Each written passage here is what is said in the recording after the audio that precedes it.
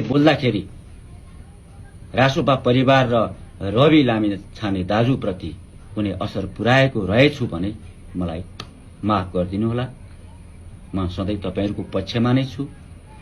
मलाई माया ममता सल्लाह सुझाव दिनुहोला। नमस्कार, गुड मर्निङ साथीहरु। भिडियो एकदमै स्पेशल छ, त्यही भएर यो भिडियो चाहिँ तपाईहरुले अन्तिमसम्म हेर्नु होला है। राष्ट्रिय स्वतन्त्र पार्टीका सभापति रवि लामिछाने अर्थात् नेपाली जनताका ढुकढुकी रवि लामिछानेलाई विरोध गर्ने यो धतुरे 24 घण्टा नपुग्दै यसको दिमाग खुलिसकेको छ, यो लाइनमा आइसकेको छ।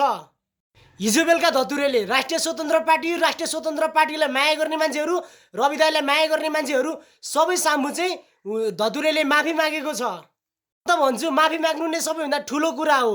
कलाकारको काम भनेको कलाकारिता देखाउने हो। नेपाली जनताले त्यही कलाकारिता हेरेर उनीहरूलाई माया गरेका हुन्छन्, सम्मान गरेका हुन्छन्।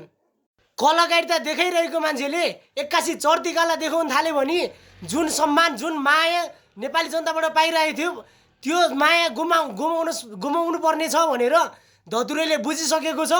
त्यही भएर सबैजना साथीहरूले चाहिँ धतुरेलाई अब एकचोटिको लागि चाहिँ माफ गरिदिनु पर्छ हैन। अब कलाकार नै हो हैन, जे भए पनि अब कलाकारले कहिले पनि चर्तीकला देखाउनु भएन के।